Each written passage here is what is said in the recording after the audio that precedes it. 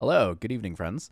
So, a little different me today. Lately, I haven't really been that interested in using my camera. I don't want to turn my lights on because it's so hot in the summer and it's so hot in my room if I have all my lights on. But yeah, so you'll have to kind of deal with this today. But today, I want to go over how we improve your Tricaru and the best practices towards making it better. So I know that a lot of you guys have got your Tricaru teams going. You're like, oh, sick, my Tricaru works. It's like a minute 15, a minute 20. You're like, oh, this is great. You know, some of you have it down to a minute. You're like, oh, this is awesome. But then a lot of you seem to come to my stream and you're like, how do I make my Tricaru better? I want to clear faster. I want to be able to get into better content. You know, what do I need to do to get there? And that's what this video is for. Basically, I have 4 steps in order of the best ways to improve your Tricaru, whether you have a team that's over a minute, whether you have a team that's under a minute, or if you're looking to push for something like the 40 seconds, or even like maybe closer to like the 38 seconds, right? Those are going to be like the higher end teams. Obviously, the next progression past this would be considering building the double the star team, which is available. You can always check out, I believe it's Seishizo's video on that. That team is very difficult. It requires incredibly good runes. So in this video, we will not be covering that, but I thought I would mention it because some people always ask about it. Some people always ask about it.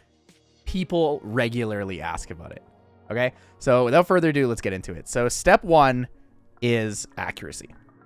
So when you're building your Tricarus, the important thing is to make sure you have enough accuracy. So as you can see, I do not actually have enough accuracy. However, it's okay. Generally for dragons, you're looking for 65% accuracy. That is the accuracy cap.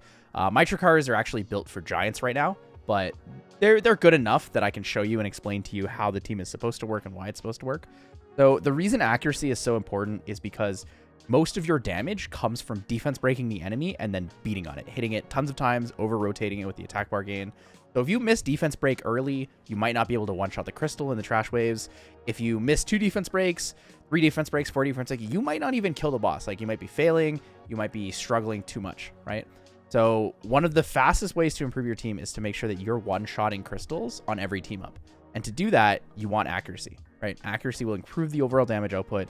It is the biggest improvement you can make to your team. So in general, I usually suggest 2 people to have, or people to have 2 of their Icarus at max accuracy. So if you're in dragons, that's going to be 65 accuracy. And then the cool thing with this is that, as you can see, I have 2 of these transmogged and 1 of them not transmogged. So when you have them transmogged, they actually attack before the other ones. So if this one is teaming up first, both of these will hit before this one, which means that the defense break application will come in before the one with lower accuracy.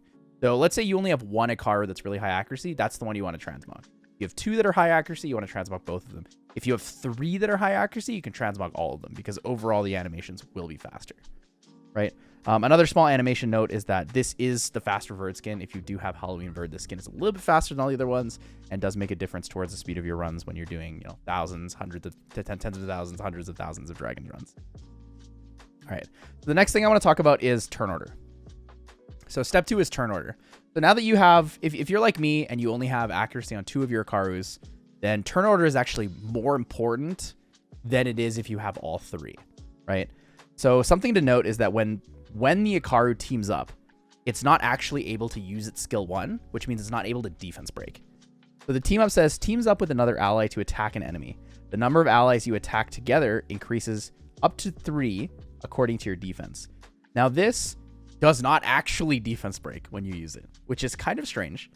But it starts to make sense once you really like delve into the details, right? So if you're using skill 2 to team up, you're attacking with skill 2, and then the other Icarus that are teaming up with you will be attacking with skill 1.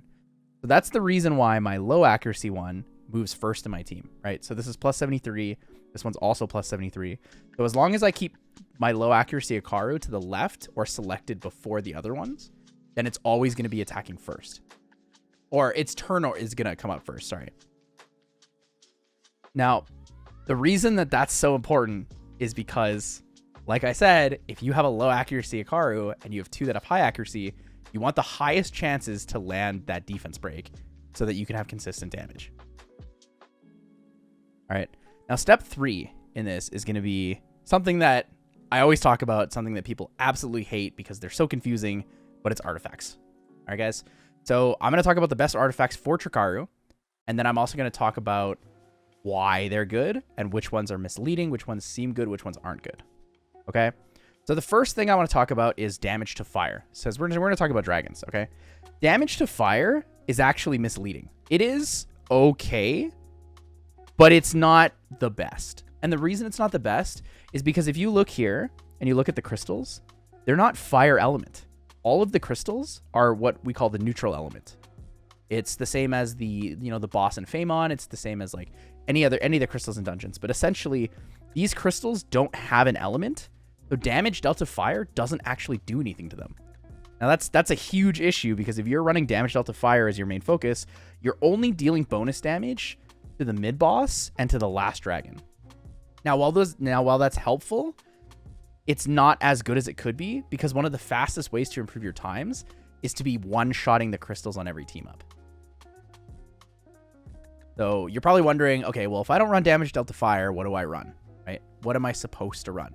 The answer is co-op damage. So co-op damage used to be called damage attacking together. Now it's called co-op damage. Same thing as the old line.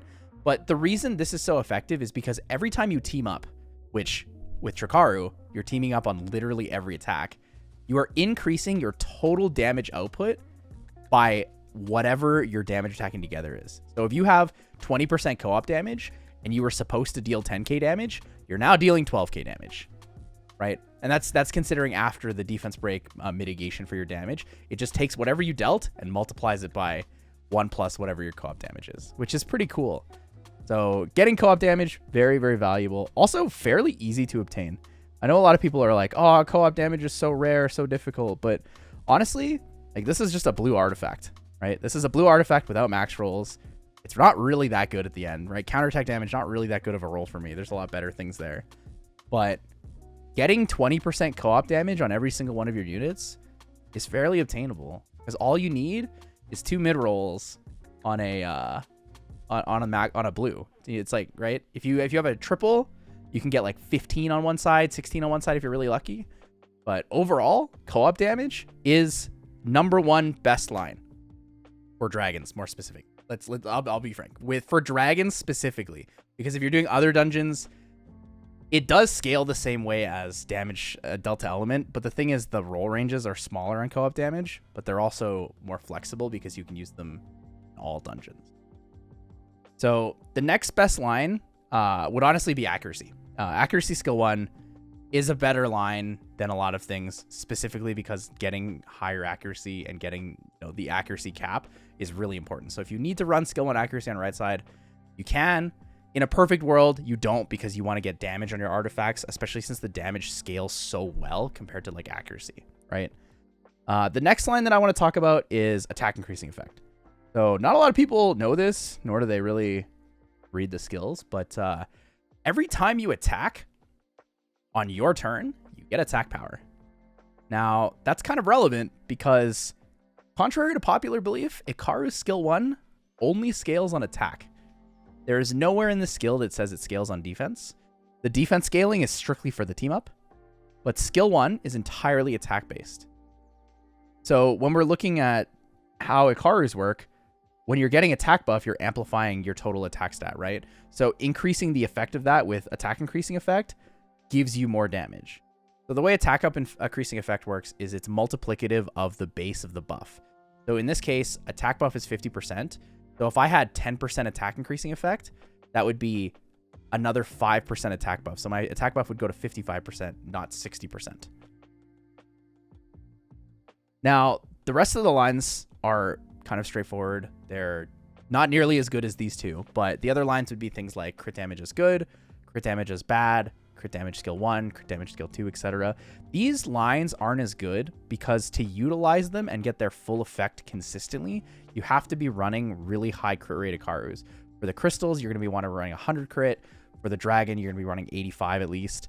So in this case, my general suggestion for people is to focus on co-op damage and attack increasing effect, right? As you can see, my Ikarus don't really have that great of artifacts, right? Their artifacts are honestly just okay. They're all double blue with attack increasing effect. and like maybe something else like very light. But overall, like there's nothing too crazy on them. You know, you're not seeing like 30% co-op damage on every artifact. And you saw my team; it was running a solid 45 seconds, right? So the average of this team 44 seconds, still pretty good. Still pretty good overall. All right. The last and final step that I want to talk about is a lot of you guys are running determination runes because you don't have enough defense on your Karus. Like even I run determination runes, right? I have a determination set here. I have a determination set here. So determination runes are good when you don't have the rune quality or the gem and grind quality to get enough defense so you can actually team up. But once the quality of your runes get better, you know, you get those grinds and gems, you actually ideally want to take off the determination runes. Now, if the determination runes have incredible stats, that's totally fine. But in a perfect world, what you're looking for is you're actually looking for these. You're looking for fight sets, right? So fight sets do more because they give more damage to your Karus. You get more attack. You get more value out of your attack increasing effect, right? But the really big damage dealer here is actually your Verd. Now, in most cases, your Verd is dealing way more damage than your Karus are, right? And for this reason, giving him extra defense has no value. But giving him extra attack means he's going to be doing more damage. You're going to be getting closer and closer to one-shotting those crystals, and you're going to be rotating more efficiently per turn. Right? Verd is the same thing. You want that co-op damage, maybe skill 1 crit damage since you're going to be using skill 1 a lot. Crit damage is good, crit damage is bad. It's okay for Verd strictly because he is critting every single turn. But the most efficient line you can find on him is still going to be co-op damage. So I wanted to talk about those fight runes. Something else that's kind of important alongside fight runes is when you're building your Karus, once you've reached the minimum defense, once you've reached the minimum accuracy, and you've speed tuned it accordingly, the next goal for you is actually to add as much attack as possible, right? So I have 30% attack on this slot. You know, I got the speed for speed tuning on that slot. This slot has attack. You know, there's attack here and defense.